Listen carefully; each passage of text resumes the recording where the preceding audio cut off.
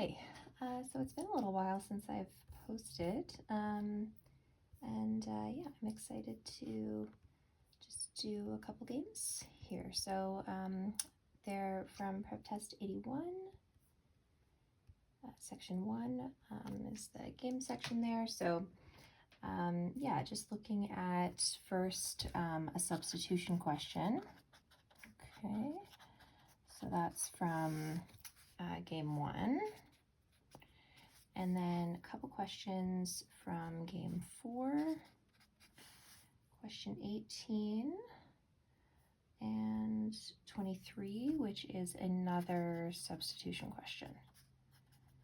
All right, so yeah, heavy on the substitution questions for this video. So if that's something that you're struggling with, then yeah, hopefully watching this can give you a bit of insight that you can take into other games as well. If you haven't tried these games yet, please do. All right, so starting with game 1, I'm just going to go ahead and read out our little blurb here. A new magazine is assigning photo essays to be featured in its first 5 monthly issues, 1 essay per issue. So we've got essays, we've got issues, we've got a 1-to-1 ratio. 3 of the essays will have a rural theme and 2 will have an urban theme. So we have 3 rural and 2 urban. And then each essay will be assigned to a different one of 5 photographers. So we've got our 5 essays, okay, which are either going to be rural or urban, and we've got our photographers, and that's F, G, H, J, and K. So we're matching those guys up. We are also putting them on like a timeline here, or ordering them. So not a timeline per se, but you know, they're being ordered from 1st to 5th. So a timeline, I guess, yeah, because it's 5 months. Yeah, so we've got a couple things going on, just the ordering, and then the fact that we have to kind of match to rural versus urban, right? So you could think of that as having subsets of players, right? So we have 2 subsets. You could also look at this as like a double sequencing kind of game. So if you're looking for similar games and you're using the 7-sage categorization, other sequencing double games would have a similar sort of setup. Okay, great. So now we're getting into the actual rules, and I thought it would be fun to use this brush pen, but it's actually not so fun. It's kind of annoying. All right, so I'm just going to switch to a different pen here, and yeah, that works. Okay, great. So rule 1. The essay featured in the first issue must have a rural theme. Okay, so first issue is going to be rural themed. Okay, we've added rule 1. Rule 2, Kim's essay must be featured in the issue immediately preceding the issue in which Fetter's essay is featured. So K has to be immediately before F. Okay, we don't know where, but we know that the order. 3, K's essay cannot have the same type of theme as, F's essay cannot have the same type of theme as K's. Same difference, right? These 2 cannot have the same. So we either have K is rural and F is urban, or K is urban, F is rural. Whichever one is rural, the other one has to be urban, and vice versa. Lots of different ways that you could write that.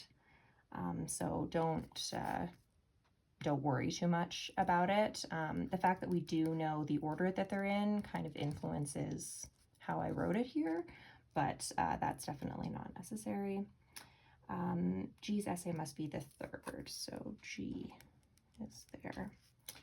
All right, and J's essay must have an urban theme. So 5, J has to have an urban theme. And we could just use subscripts there, right? We don't have to do the 2 lines. But yeah, okay, J urban, and here, yeah, I just want to add, I have it up here, but bring it down here as well. We're going to have 3 R total and 2 U total. So because we know one of these guys is going to be urban, and we know J is urban, we know that, so we've got F could be urban, K could be urban, J is definitely urban, G and H are both definitely rural. Okay, so G has to be rural, and then H, wherever it happens to be, is going to be rural for sure, right? And then J is definitely urban, and then these 2, we don't know which is which, right? So one is urban, the other is rural. We just don't know which ones. So that's the setup. If you started the game, weren't sure, wanted to watch a video on the setup, probably this would be a good time to try the questions again on your own. I'm just going to do question 6. Okay, so which one of the following, if substituted for the constraint that F's essay cannot have the same type of theme as K's? Okay, so we're looking at rule 3. What would have the same effect in determining the assignment of photographers and themes to issues?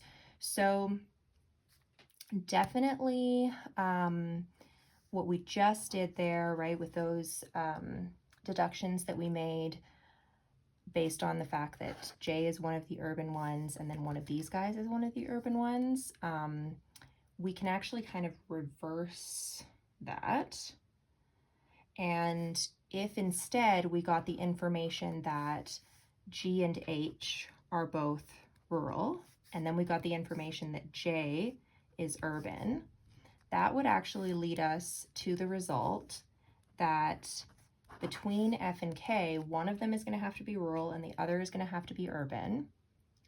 So this works out quite nicely for us that the deduction that we made at the outset, right, based on this rule and this rule, if we take that deduction and we start there instead, right, we substitute this information in instead of what we're given, we could actually derive the old rule from this substitution that we've made. So if this is true, this has to be true as well. And so it's a combination of this information, which is in answer choice B. Okay, so for 6, B is the correct answer. So it's that information plus rule 5, right? Plus this initial rule that we got in the setup about the number of rural themed essays and the number of urban themed essays.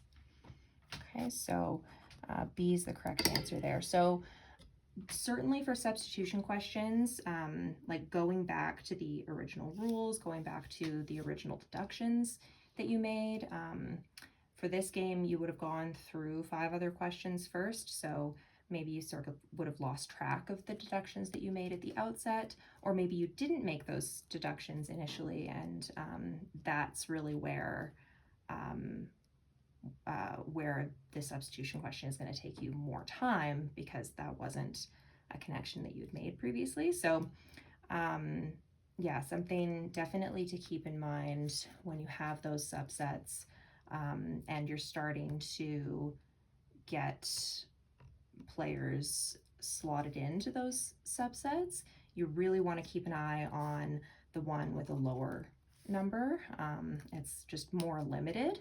So as soon as we know that J is urban, we know we only have one other urban essay, right? So that's really helpful. if I go through the other answer choices, I can eliminate some of them based on not being as restrictive as the original rule, and some of them being too restrictive, more restrictive than the original. So I can do that now. So for question 6, just starting with answer choice A, H's essay must have a rural theme. So this is not more restrictive than the original rule, because the original rule made it so that H had to be rural as well. The issue is that just because H is rural and J is urban, that's not going to force us to choose F and K have different themes, because G would still be in the mix. So this is just not restrictive enough. Okay, so we can eliminate A for that reason. B, of course, is the correct answer. C, F's essay cannot have the same type of theme as J's. This is going to be too restrictive, right? So it is possible for F to have the same type as J. It's just that if that's true, K would have to be different. So C will only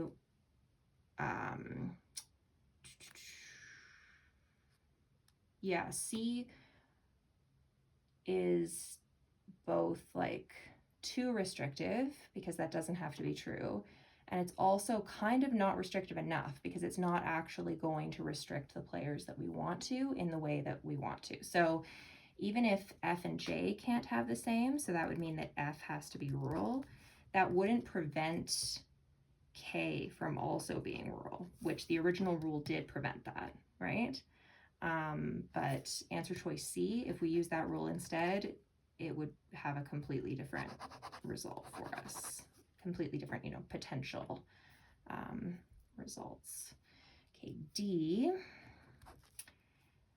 J's essay must be featured in an issue immediately following an issue whose essay has a rural theme. So J has to be immediately following someone, we don't know who has a rural theme. Yeah, this one really is not going to restrict these guys the way that we want.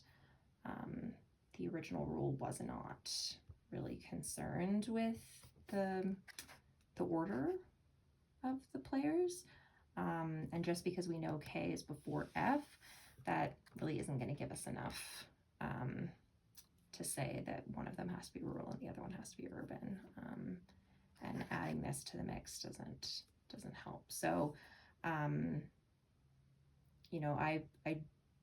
do think, actually, yeah, I don't think this one has to be true either, because J could follow F, right? We could have RRR, UU, so J could be right after an urban, or actually, sorry, no, this one does actually have to be true, because G has to be third. So this one is not more restrictive than the original. It's just not restrictive enough. It doesn't deal with the players that we care about. E, Kim's essay must have the same type of theme as G's essay or H's essay, but not both.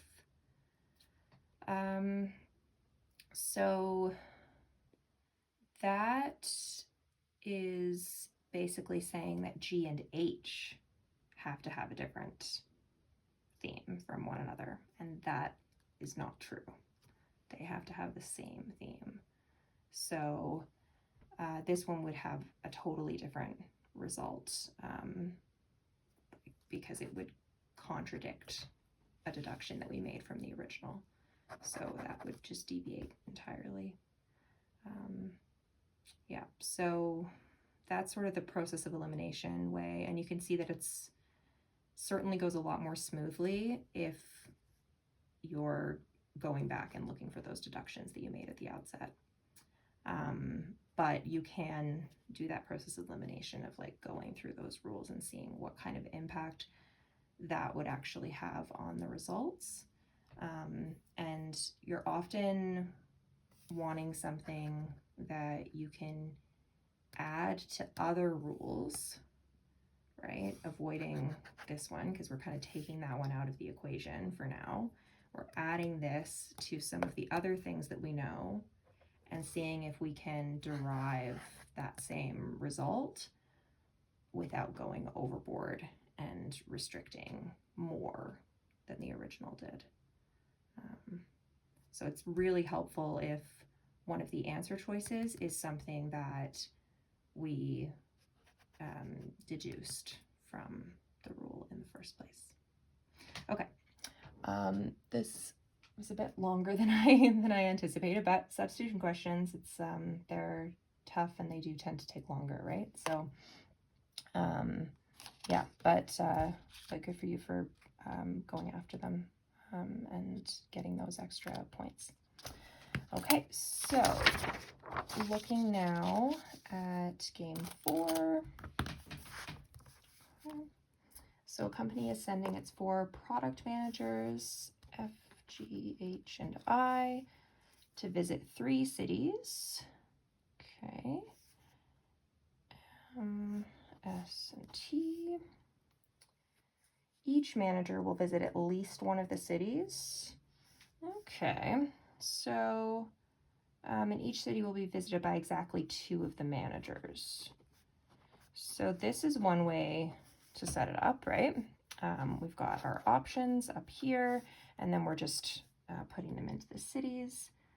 You can also set it up as a grid, but if they tell you exactly how many for each, and then for like question 17, we've already got a setup because we can see their examples of how they've set it up, and they've set it up this way. I mean, to each his or her own, right? But yeah, that's yeah, to each their own. Yeah, that I would set it up this way. I don't think that that's quite necessary. So let's see. I must visit exactly 2 of the cities. Okay, so we're going to get 2 I's in there. I times 2. Lots of ways that you could write that. You know, you don't have to do it the way that I've done it there. F and H can't visit the same city as each other. Okay, so F and H are never together. If M is visited by Gleason, then Tokyo has to be visited by Haley. If Tokyo is not visited by Haley, we know that M is visited by Gleason. We always do the contrapositive when we've got a conditional rule like that. And then, so we can also look at this as a conditional rule, right? So if F is at a city, then H can't be at that city. And if H is at a city, then F can't be at that city. And there's nothing preventing us from having a city that neither of them visit. So that would be fine. But if one of them visits it, the other one can't. So here, for example, if Montreal is visited, or sorry, Manila. Sometimes M is Montreal on LSAT questions. Okay, so if Manila is visited by Gleason, then Tokyo must be visited by Haley. And if Tokyo is visited by Haley, then Tokyo cannot be visited by Fan. So that's a deduction that we could make where we could connect those, and maybe that's easier to see if you are able to translate this as a conditional rule as well. And G can't visit Sydney. Okay, so that's not allowed, and I would definitely throw that up there. Okay, so G can't visit Sydney. So if we look at Sydney and we say G can't visit it, so this is where the grid maybe comes in handy. We know these two can't visit a city together, right? And we've only got 3 here. This is going to be for sure one of the cities that I visits, that Ibanez visits. So that would be a key deduction to make early on. So we've got one of the I's taken care of. You could start splitting and create the scenarios there. So we have I here, we have I here, I here, here, right? So we know I has to do 2 visits. So one of them for sure has to be Sydney, and then this would have to be either F or H.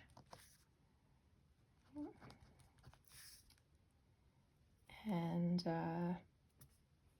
yeah, the I's are then taken, right? So I isn't available to use anymore. We can't have F and H together. So that would mean that this would have to have a G.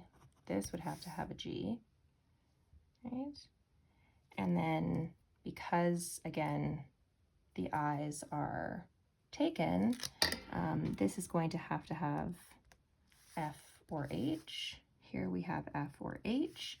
This might be tempting to say F or H, but we could actually have G in those spots as well. So this GFH, GFH, and all the ins and outs of that are going to be influenced by this rule as well, right? So if we have G here, then we have to have H here. So this would definitely be H. Okay. And then one of these two for sure has to be F, because we can't have all 3 H's and no F's, right? But yeah, we could have 2 F's here. We could have HF or FH. So this represents like 3 different solutions.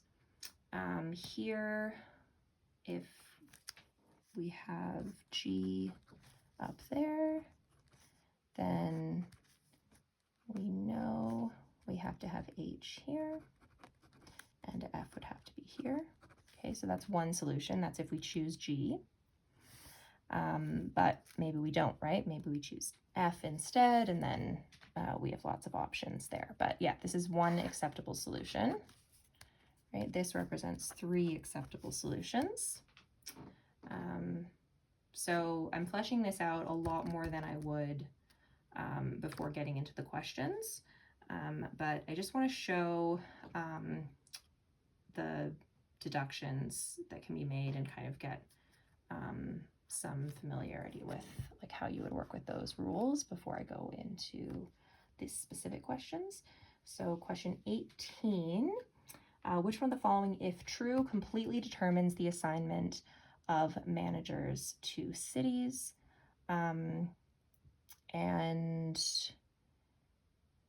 Yeah, F visiting 2, I'm going to say that's not going to do it.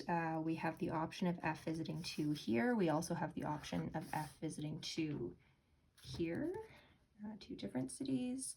We could have F visiting M and T, and then H visiting S. So we've too many options with F there. Okay. 19, G visits exactly 2 of the cities. That's certainly going to make a big impact, right? Because we know which 2 cities G would be visiting. And G visiting Manila tells us that H has to visit Tokyo. So really, we're going to get like a cascade effect there. I don't know why I went to question 19. I'm actually looking at answer choice B. Okay, so getting back to that. So G visiting exactly 2 cities, because we know G doesn't visit Sydney, we know that those 2 cities would have to be M and T. So really we're going to end up with this scenario here, but let's draw it out. So we already know I has to be there. We know G can't be there, so G visits these 2. We know if G visits M, T has to, or yeah, G visits M, then H has to visit T, right? We know I has to visit 2 cities, so I is going to visit Manila as well as Sydney, and then we have to include F, right? Each of the players visits at least 1 city, so that's going to be F, and so it does completely determine, and it's the same exact solution as we have here. The only difference is these guys are just flipped around, but the order doesn't matter here, so these are the same exact solution. Okay, so B is the correct answer, and we can move on. We don't have to look at the other ones. We know that this one determines the assignment. Okay, let's do a couple more questions here. Which one of the following must be true? Oh, and D, right? That we determined up front. I has to visit Sydney. I won't go into why that is again. If you didn't catch that, then you can go back. 20, which one of the following could be true? F and I visit Manila. I don't see any reason why not, but let's double check. So S, I, T, we've got G here. F visits Manila. We need to have room for H, but I mean, both of these could be H's. Don't see anything wrong with that. So yeah, that looks like that could be true. B definitely can't be true. We can't have G and I visiting Tokyo. I visits Manila and Tokyo. No, I has to visit Sydney. F visits all 3 cities. No, because then H wouldn't be able to visit any of the cities. And H visits all 3 of the cities. No, because then F wouldn't be able to visit any of the cities. So yeah, that just confirms that A is the only one that could be true. Don't need to do that. You just need to be confident in how you arrived at your answer, right? Just be confident that knowing that A is possible, and then you don't have to do process elimination. 21, if one of the cities is visited by both G and H, what has to be true? So G and H, so this is one of the options, but let's look at another option. So what if we have G and H, Manila? What is that going to look like? So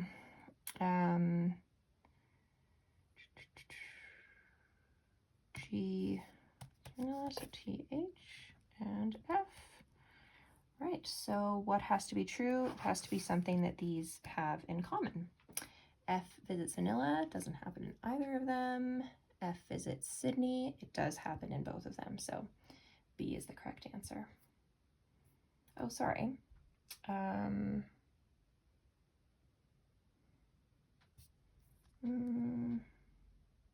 F visits Sydney. If both, what is this visited by both G and H? It has to be one of those 2. And then we have to have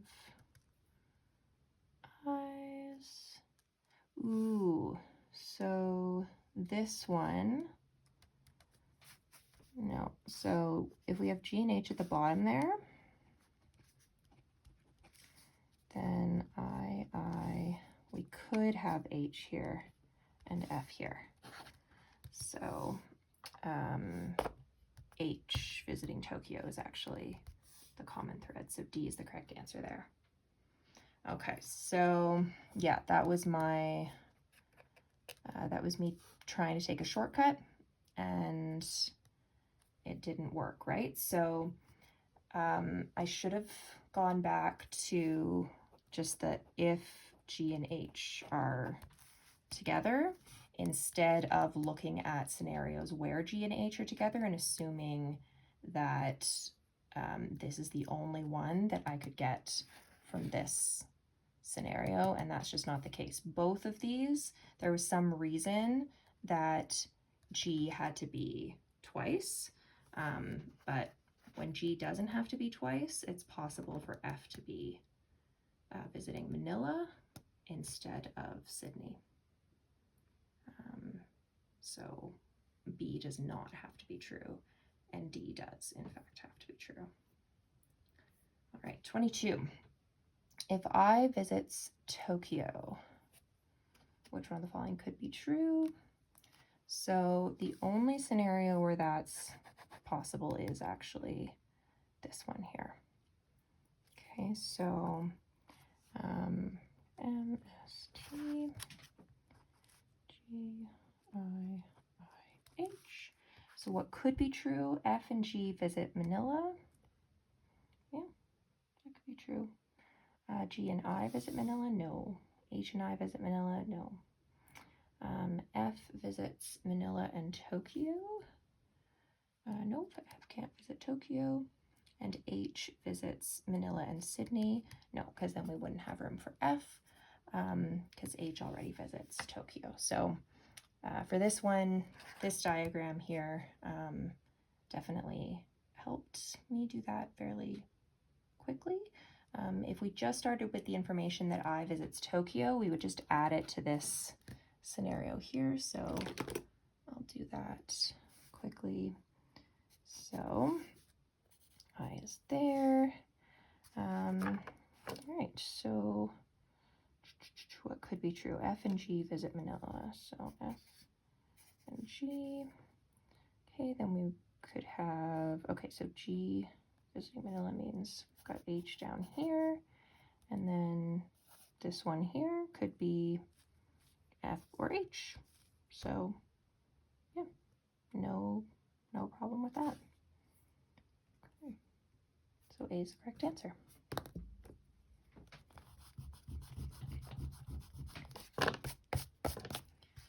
All right. Okay, question 23, the substitution question. And we are looking to substitute for this one here. Let's do this using that two-step process where we eliminate things that are too restrictive and then eliminate things that are not restrictive enough. Okay, so let's get, I'm going to get another piece of paper. Please, one.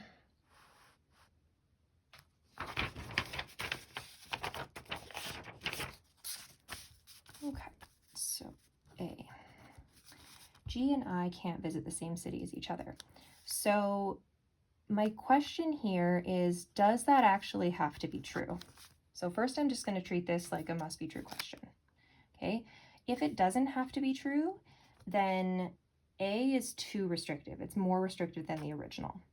So if I just look at my original rules and I ask myself, did this have to be true before, right? So before we do the substitution, was this something that had to be true?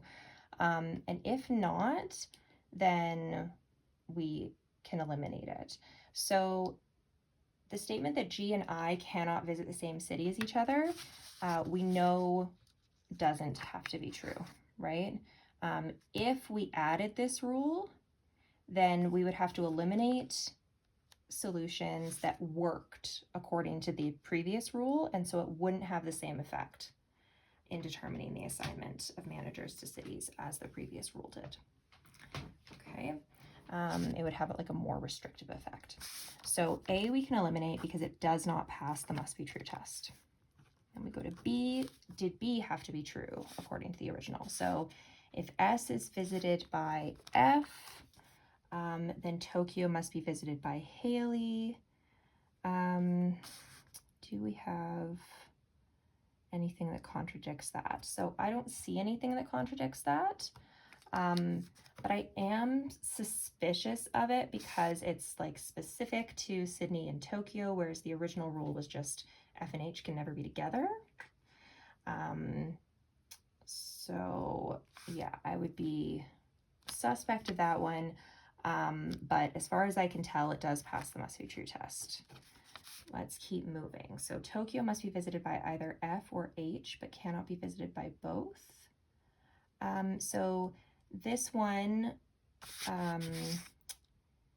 does look like it's got to be true, right? And it does make sense because, well, let's see. So could we have G there as well? No, we can't because G would be visiting M and then H has to be there. So we definitely do have to have either F or H in Tokyo, but again, like it's specific to Tokyo. So this one passes the must be true test, but it would allow something that the original didn't, right? So it would allow a new scenario.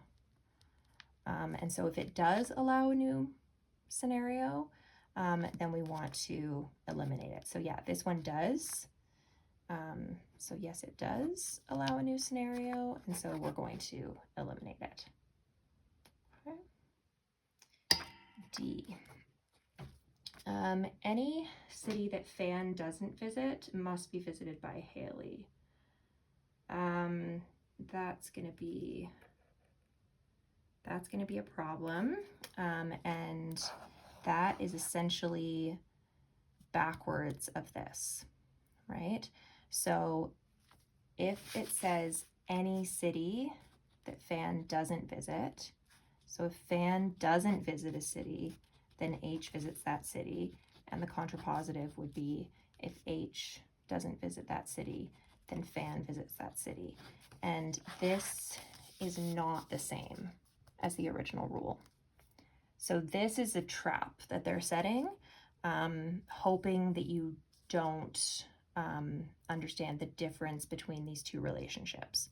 So this relationship would allow H and F to be together, whereas this one would not.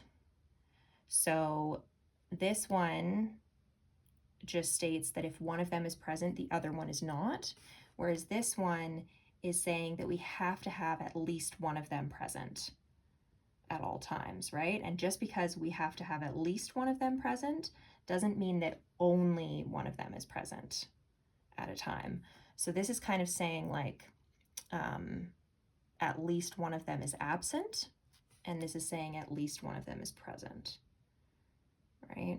So this is going to avoid them ever being together, whereas this allows for the possibility of them being together and means that in any given city, we're never going to have neither of them. And that is also just not true, right? So if Fan doesn't visit a city, that doesn't mean that Haley has to visit it. We have examples where neither of them visit a city, right? So in this case, neither of them visit Manila, and that's totally acceptable according to the original rules. So this one does not pass the must be true test, and we can eliminate it. If we look at E, E is more appealing to me than B. So B talks about F and H, but it also brings in Sydney and Tokyo, right? So it's making it too specific to the cities instead of any city. So even though E doesn't talk about Fan and Haley, I know enough about how this game is working and the impact that this rule has on I and G that I'm I'm thinking this is one of those scenarios where we are able to sort of derive the original rule from this deduction that we made that we maybe didn't realize that we were making, right? So what E is saying is that if we don't have I, we have to have G at any given city, right? And we actually used that deduction to create these worlds. So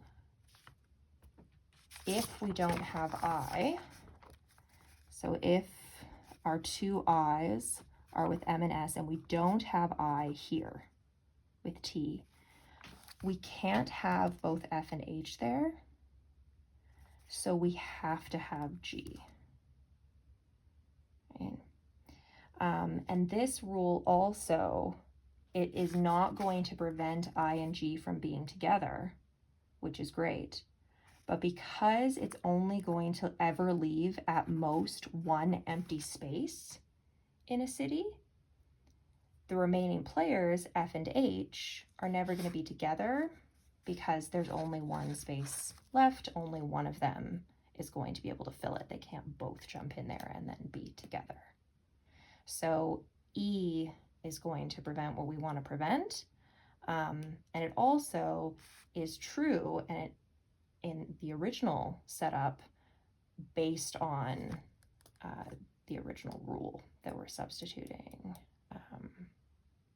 Yeah, so hopefully that made sense. Let me know if you have any follow-up questions on this one. Yeah. Okay. Yeah, this is getting to be very, very long video. So if you've made it to the end, congratulations. And also thank you for listening to all of it. And yeah, I really hope it helps. Please let me know if you would like more. And I'll do my best to make them. All right. Have a good one. Bye.